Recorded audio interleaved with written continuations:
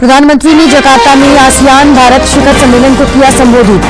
प्रगति के लिए नए संकल्प लेने का किया आह्वान। कहा, वैश्विक विकास में आसियान की अहम भूमिका। झारखंड में ट्रांसजेंडर पिछड़े वर्गों की सूची में होंगे शामिल। पेंशन योजना का भी मिलेगा लाभ। मुख्यमंत्री ने कहा, सरकार सभी को समान अवसर और सम्मान देने के लिए प्रतिबद्ध। भाजपा प्रदेश अध्यक्ष ने महागठबंधन सरकार पर साधा निशाना। कहा, युवाओं को रोजगार मिले, सरकार की न नीयत है और न ही कोई नीति। रांची नगर निगम की कार्यशैली पर भी उठाए सवाल। और देश भर में श्री कृष्ण जन्माष्टमी की धूम। राष्ट्रपति, प्रधानमंत्री, राज्यपाल और मुख्यमंत्री ने दी शुभकामनाएं।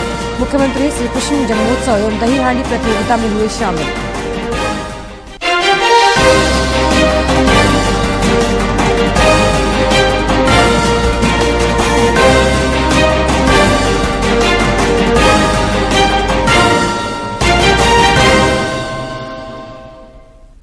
नमस्कार, खबरें झारखंड में आपका स्वागत है। मैं हूं जयलक्ष्मी और अब समाचार विस्तार से। प्रधानमंत्री नरेंद्र मोदी इंडोनेशिया का सफल दौरा कर भारत के लिए रवाना हो गए हैं। आपको तस्वीरें दिखा रहे हैं हम लगातार। तो जकार्ता कन्वेंशन सेंटर पर प्रधानमंत्री ने सुबह आसियान भारत शिखर सम्मेलन में अपना संबोधन दिया और ये प्रधानमंत्री नई दिल्ली की तरफ रवाना होते हुए जकार्ता से ये तस्वीरें। तो दो सम्मेलन पे आज प्रधानमंत्री नरेंद्र मोदी ने शिरकत करी, भाग लिया। भारत आसियान शिखर सम्मेलन और पूर्वी एशिया शिखर सम्मेलन। अपने सम्मेलन में प्रधानमंत्री मोदी ने कहा कि भारत जो ये 21वीं सदी है वो एशिया की सदी है, ये हमारी सदी है। साथ ही प्रधानमंत्री ने आसियान भारत के जो रिश्ते हैं उनको कैसे और मजबूत किया जाए उसका एक रोड मैप दिया अपने संबोधन में। साथ ही प्रधानमंत्री ने कहा कि ये जो दौरा है वो कितना जरूरी है एक्ट ईस्ट पॉलिसी के लिए, इंडो पैसिफिक के लिए। और अब अपना सफल दौरा पूरा करते हुए प्रधानमंत्री इंडोनेशिया की राजधानी जकार्ता से नई दिल्ली की ओर रवाना होते हुए। इससे पहले प्रधानमंत्री नरेंद्र मोदी ने जकार्ता में भारत आसियान शिखर सम्मेलन को संबोधित किया। इस दौरान श्री मोदी ने कहा कि भारत इंडोनेशिया की साझेदारी चौथे दशक में प्रवेश कर रही है। आसियान के अन्य नेताओं के साथ तस्वीर खिंचवाई। सम्मेलन में अपने संबोधन में प्रधानमंत्री ने कहा कि भारत इंडोनेशिया की साझेदारी चौथे दशक में प्रवेश कर रही है। प्रधानमंत्री ने कहा कि आज वैश्विक अनिश्चितता के माहौल में हर क्षेत्र में हमारे आपसी सहयोग में लगातार प्रगति हो रही है। ये हमारे संबंधों की ताकत का प्रमाण है।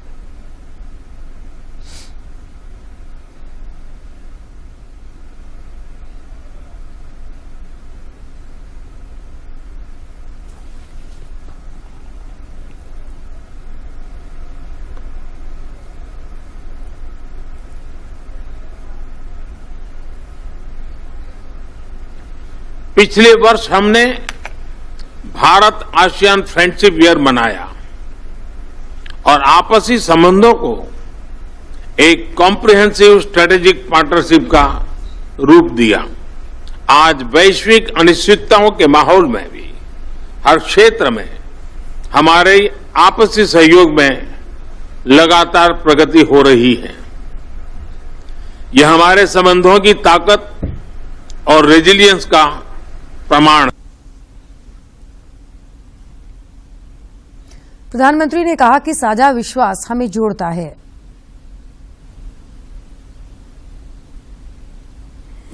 हमारी हिस्ट्री और ज्योग्राफी भारत और आसियान को जोड़ते हैं। साथ ही साझा वैल्यूज, क्षेत्रीय एकता, शांति, समृद्धि और मल्टीपोलर वर्ल्ड में साझा विश्वास भी हमें आपस में जोड़ता है। आसियान भारत की एक्ट ईस्ट पॉलिसी का केंद्रीय स्तंभ है। भारत आसियान सेंट्रलिटी और इंडो पैसिफिक पर आसियान के आउटलुक का पूर्ण समर्थन करता है। प्रधानमंत्री ने कहा कि वैश्विक विकास में आसियान की अहम भूमिका है। आसियान मैटर्स, क्योंकि यहां सभी की आवाज सुनी जाती है, और आसियान इज एपिसेंट्रम ऑफ ग्रोथ, क्योंकि वैश्विक विकास में आसियान क्षेत्र की अहम भूमिका है।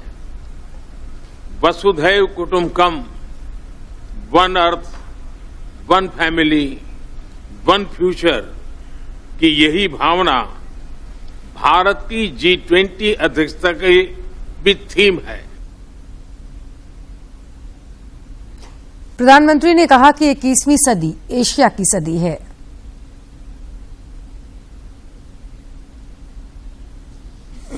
21वीं सदी एशिया की सदी है, हम सबकी सदी है। इसके लिए आवश्यक है कि हम एक rules based post Covid world order का निर्माण और मानव कल्याण के लिए सबका प्रयास, फ्री और ओपन इंडो पैसिफिक की प्रगति में और ग्लोबल साउथ की आवाज को बुलंद करने में हम सबके साझे हित है।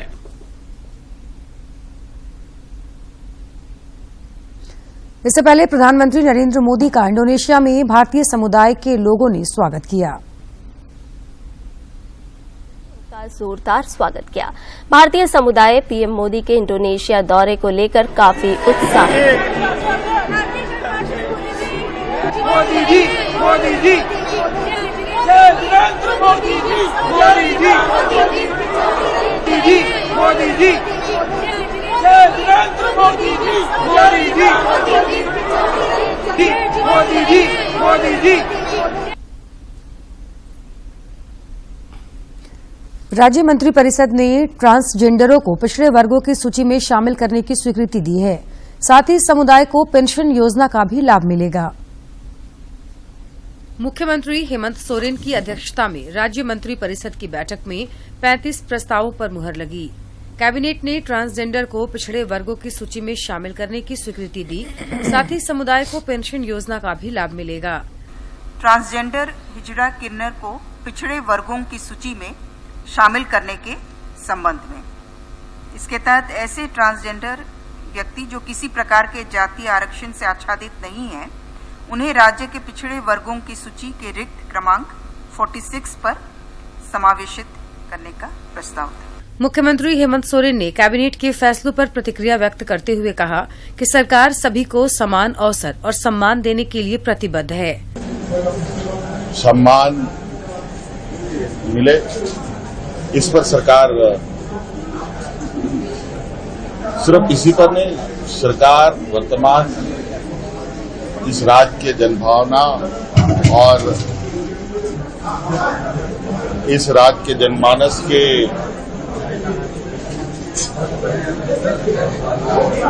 भावनाओं के अनुरूप अपने निर्णय के साथ आई है। मुख्यमंत्री ने बताया कि राष्ट्रपति के द्वारा देश के सभी मुख्यमंत्री को G20 की बैठक में शामिल होने का आमंत्रण दिया गया है। उन्होंने कहा कि G20 की बैठक अन्य बैठकों से भिन्न है, लिहाजा वे इस पर एक सकारात्मक सोच के साथ निर्णय लेंगे। मुझे लगता है कि ये बैठक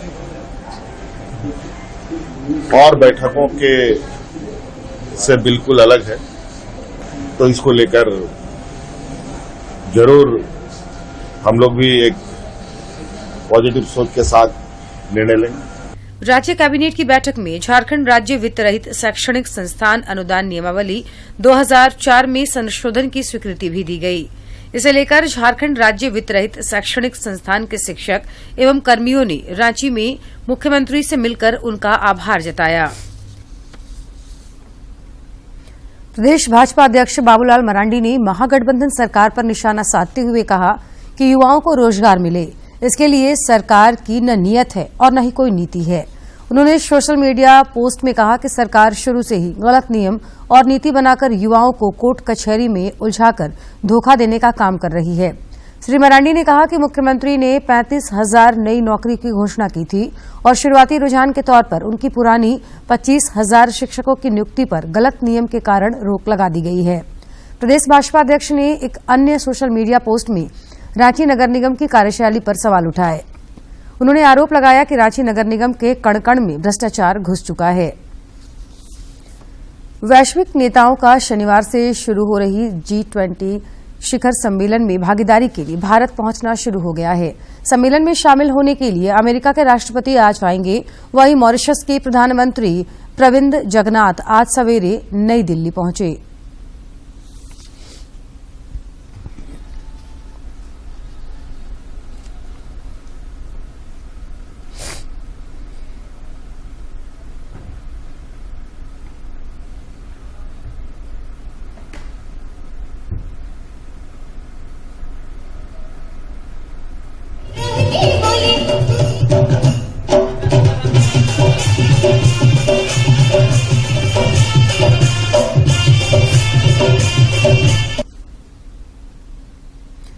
G20 शिखर सम्मेलन 9 और 10 सितंबर को राष्ट्रीय राजधानी दिल्ली में होने जा रहा है। शिखर सम्मेलन को लेकर प्रधानमंत्री नरेंद्र मोदी ने एक लेख लिखा है। भारत की अध्यक्षता में हो रहे G20 शिखर सम्मेलन पर समाचार पत्रों में अपने आलेख की शुरुआत वसुधैव कुटुंबकम की अवधारणा के साथ की है। उन्होंने कहा कि वसुधैव कुटुंबकम का भाव भारत की आत्मा के साथ जुड़ा है और भारत की G20 अध्यक्षता के दौरान ये भाव स्पष्ट नजर आ रहा है। उन्होंने कहा कि G20 की भारत की अध्यक्षता के दौरान यह विचार मानव केंद्रित प्रगति के आह्वान के रूप में प्रकट हुआ है। पीएम मोदी ने कहा कि कोविड महामारी के बाद विश्व व्यवस्था में 3 महत्वपूर्ण परिवर्तन हुए हैं। पहला, इसका एहसास बढ़ रहा कि दुनिया के जीडीपी केंद्रित दृष्टिकोण से हटकर मानव केंद्रित दृष्टिकोण की ओर बढ़ने की आवश्यकता है। दूसरा, दुनिया ग्लोबल सप्लाई चेन में सुदृढ़ता और विश्वसनीयता के महत्व को पहचान रही है। तीसरा, वैश्विक संस्थानों में सुधार के माध्यम से बहुपक्षवाद को बढ़ावा देने का सामूहिक आह्वान सामने है। G20 की हमारी अध्यक्षता ने इन बदलावों में उत्प्रेरक की भूमिका निभाई है।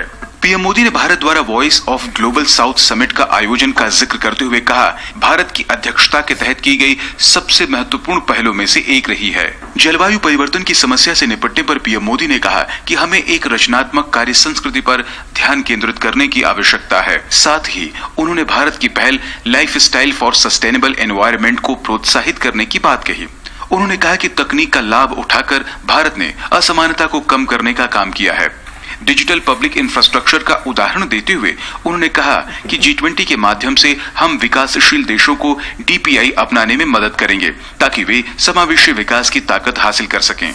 अपने आलेख में उन्होंने कहा कि भारत अपनी G20 की अध्यक्षता में जेंडर डिजिटल डिवाइड को पाटने, लेबर फोर्स में भागीदारी के अंतर को कम करने और निर्णय लेने में महिलाओं की बड़ी भूमिका को सक्षम बनाने पर काम कर रहा है। पीएम मोदी ने आलेख के अंत में उम्मीद जताई कि G20 के सदस्य देश भारत की डेमोग्राफी, डेमोक्रेसी, डाइवर्सिटी और डेवलपमेंट को प्रत्यक्ष रूप से महसूस करेंगे। साथ ही उन्होंने कहा कि भारत ने अपनी G20 अध्यक्षता में यह सुनिश्चित किया कि हर आवाज सुनी जाए और हर देश अपना योगदान दे। Bureau report, DD news. Singhbhum chamber of commerce and industries का चुनाव इसी महीने होने जा रहा है। इसकी सुगबुगाहट व्यापारियों में देखी जा रही है। वर्तमान अध्यक्ष विजय आनंद मुनका ने प्रेस वार्ता में बताया कि प्रत्येक 2 वर्ष के बाद होने वाले चुनाव की तैयारी शुरू कर दी गई है।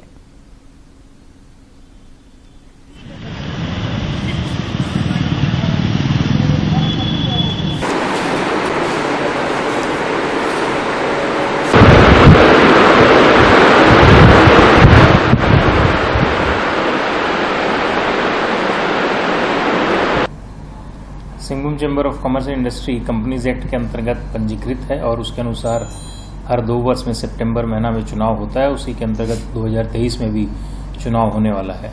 जैसा आप लोग सुने हैं वैसा मेरे को भी सुन रहे हैं, परंतु चैम्बर की ये परंपरा रही है कि कोई भी पूर्व अध्यक्ष दोबारा चैम्बर अध्यक्ष के लिए अपना नाम दाखिला नहीं करते हैं और पूर्व में भी 2 पूर्व अध्यक्षों ने 4-4 साल का टर्म किया है। तो मुझे भी उम्मीद है कि मुझे भी 4 साल का टर्म करने का मौका मिलेगा।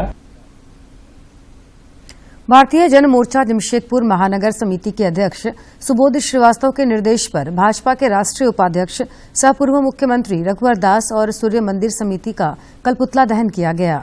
मौके पर जीतू कुमार ओझा और मंजू सिंह ने बताया कि सिद्धगोड़ा सूर्य मंदिर समिति के नाम पर कुछ लोगों ने सरकारी जमीन पर कब्जा जमाने एवं लूट के उद्देश्य से लोगों को गुमराह कर रहे हैं।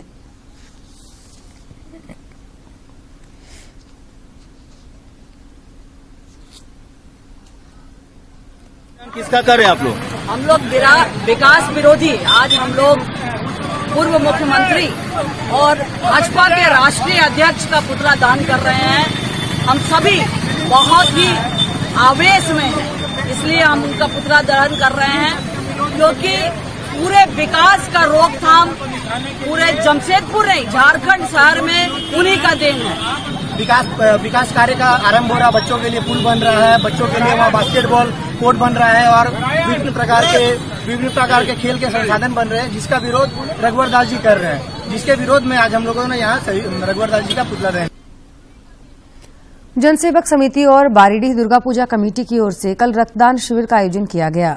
रक्तदान शिविर का उद्घाटन भाजपा के राष्ट्रीय उपाध्यक्ष रघुवर दास ने किया।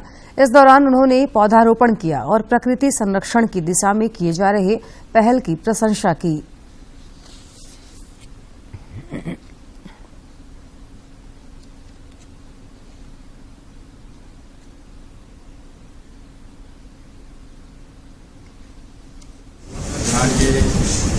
पूजा कमेटी के द्वारा आयोजित की गई। मैं सर्वप्रथम पूजा कमेटी के तमाम सदस्यों को, मेरी टीम को बहुत। झारखंड समेत देश भर में श्री कृष्ण जन्माष्टमी को लेकर हर्ष और उल्लास का माहौल है। मंदिरों को रोशनी और फूलों से सजाया गया है। कल देश के कुछ हिस्सों में जन्माष्टमी का त्योहार मनाया गया।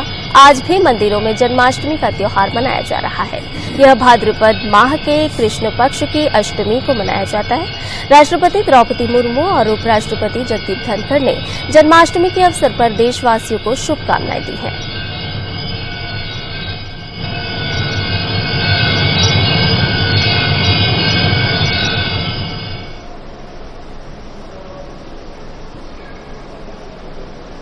पूरे देश में श्रद्धा, भक्ति और उल्लास के साथ भगवान श्री कृष्ण का पूजा अर्चना की गई।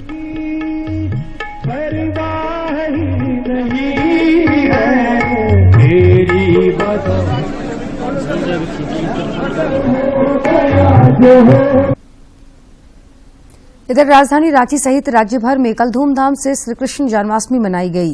वहीं कई जगहों पर आज भी कार्यक्रम का आयोजन किया जा रहा है। राजधानी रांची के मोरहाबादी मैदान में कल रात श्री कृष्ण जन्माष्टमी आयोजन समिति की ओर से आयोजित श्री कृष्ण जन्मोत्सव और दही हांडी प्रतियोगिता में मुख्यमंत्री हेमंत सोरेन भी शामिल हुए।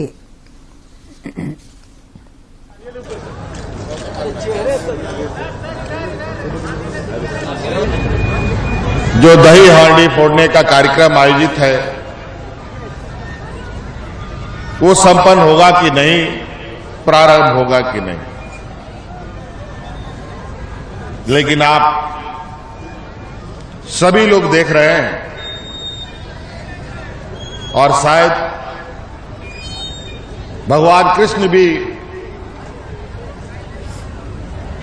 इस उत्सव को देख रहे हैं कि आज उनके भक्त किस उत्साह के साथ कि बारिश भी उन्हें रोक नहीं पा रही। राष्ट्रपति द्रौपदी मुर्मू ने देशवासियों को जन्माष्टमी की शुभकामनाएं दी हैं। पावन पर्व की बधाई देती हूँ। जन्माष्टमी का त्योहार हमें भगवान श्री कृष्ण के गीता के उपदेश को समझने, अमल में लाने और निष्काम कर्म करने की प्रेरणा देता है। भगवान श्री कृष्ण ने पूरी मानवता को धर्म के मार्ग पर चलने का संदेश दिया है। आइए इस शुभ अवसर पर हम जन कल्याण की भावना के साथ आगे बढ़ें और अपने समाज और राष्ट्र को समृद्ध बनाएं। प्रधानमंत्री नरेंद्र मोदी ने भी जन्माष्टमी की शुभकामनाएं दी हैं। जन्माष्टमी की बहुत बहुत बधाई। श्रद्धा और भक्ति का यह पावन अवसर मेरे सभी परिवारजनों के जीवन में नई ऊर्जा और नए उत्साह का संचार करे, यही कामना है। जय श्री कृष्ण। इधर राज्यपाल सीपी राधाकृष्णन ने श्री कृष्ण जन्मोत्सव की शुभकामनाएं दी हैं। राज्यपाल ने सोशल मीडिया पर फोटो साझा करते हुए शुभकामनाएं दी। मुख्यमंत्री हेमंत सोरेन ने भी श्री कृष्ण जन्मोत्सव की शुभकामनाएं दी हैं। उन्होंने राज्यवासियों की सुख समृद्धि की कामना की। भगवान कृष्ण के जन्म उत्सव की बहुत बहुत शुभकामनाएं देते हुए राज्यवासियों के लिए, देशवासियों के लिए सुख समृद्धि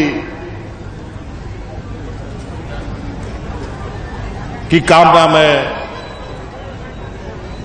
भगवान श्री कृष्ण जी से करता हूं। राष्ट्रीय स्वयंसेवक संघ के सर संचालक मोहन भागवत ने कहा कि जब तक समाज में भेदभाव है तब तक आरक्षण जारी रहना चाहिए। परिवार में सब समान है, लेकिन जो बीमार है उसकी विशेष चिंता करनी ही पड़ती है। ऐसा वो आरक्षण लागू किया है, इसलिए जब तक वो भेदभाव है तब तक उसको चालू रहना चाहिए। संविधान सम्मत जितना आरक्षण है उसको हम संघ के लोग तो पूरा समर्थन देते हैं। और अब कुछ खबर राज्य के विभिन्न जिलों से।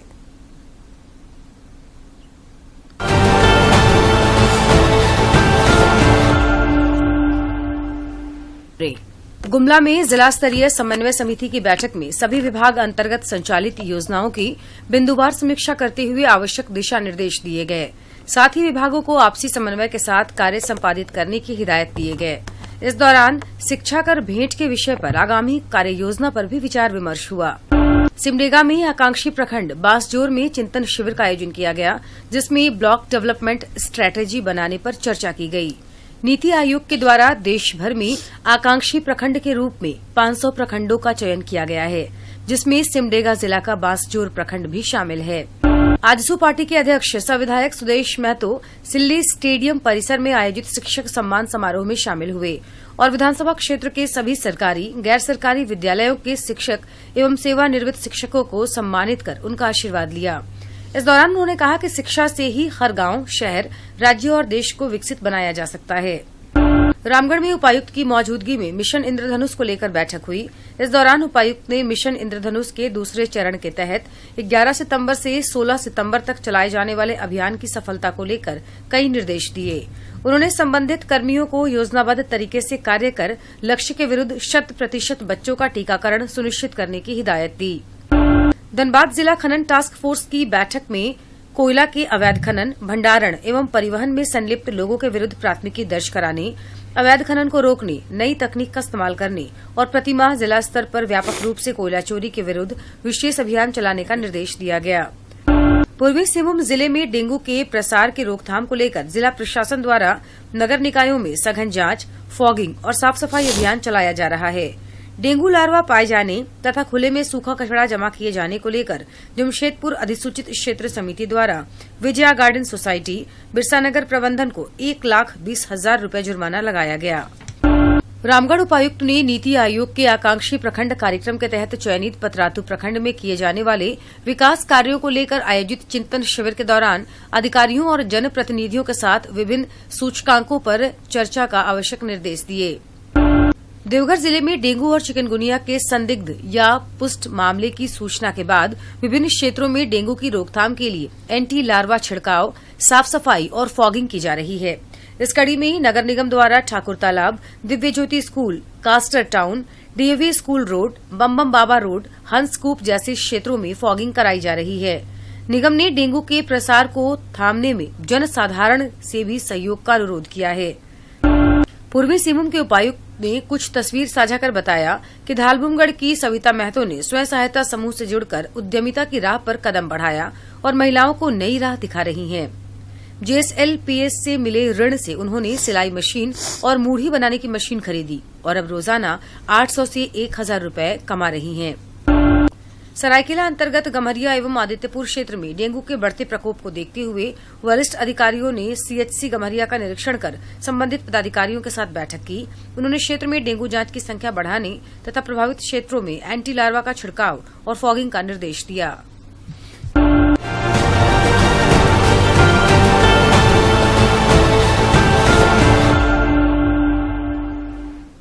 राजधानी रांची समेत राज्यभर में मानसून एक बार फिर सक्रिय हो गया है। इसका असर राजधानी रांची सहित कई इलाकों में देखा जा रहा है।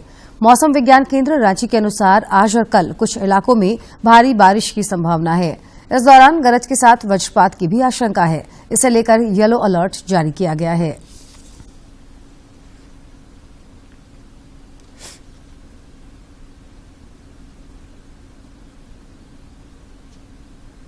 दूरदर्शन झारखंड पर पल पल की खबरों से जुड़े रहने के लिए आप हमारे social media platform Twitter, Facebook और यूट्यूब से जुड़ सकते हैं, क्योंकि खबरों से जितना बाखबर रहना जरूरी है, उससे ज्यादा जरूरी है सटीक, संतुलित और निष्पक्ष समाचार। हमारा ट्विटर हैंडल है डीडी न्यूज झारखंड और फेसबुक पेज है RNUDDK।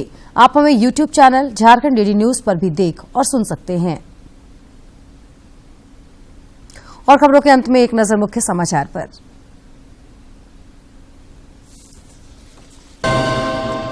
प्रधानमंत्री ने जकार्ता में आसियान भारत शिखर सम्मेलन को किया संबोधित। प्रगति के लिए नए संकल्प लेने का किया आह्वान। कहा, वैश्विक विकास में आसियान की अहम भूमिका। झारखंड में ट्रांसजेंडर पिछड़े वर्गों की सूची में होंगे शामिल। पेंशन योजना का भी मिलेगा लाभ। मुख्यमंत्री ने कहा, सरकार सभी को समान अवसर और सम्मान देने के लिए प्रतिबद्ध। भाजपा प्रदेश अध्यक्ष ने महागठबंधन सरकार पर साधा निशाना। कहा, युवाओं को रोजगार मिले, सरकार की न नीयत है और न कोई नीति। रांची नगर निगम की कार्यशाला पर भी उठाए सवाल। और देश भर में श्री कृष्ण जन्माष्टमी की धूम। राष्ट्रपति, प्रधानमंत्री, राज्यपाल और मुख्यमंत्री ने दी शुभकामनाएं। मुख्यमंत्री श्री कृष्ण जन्मोत्सव एवं दही हांडी प्रतियोगिता में हुए शामिल।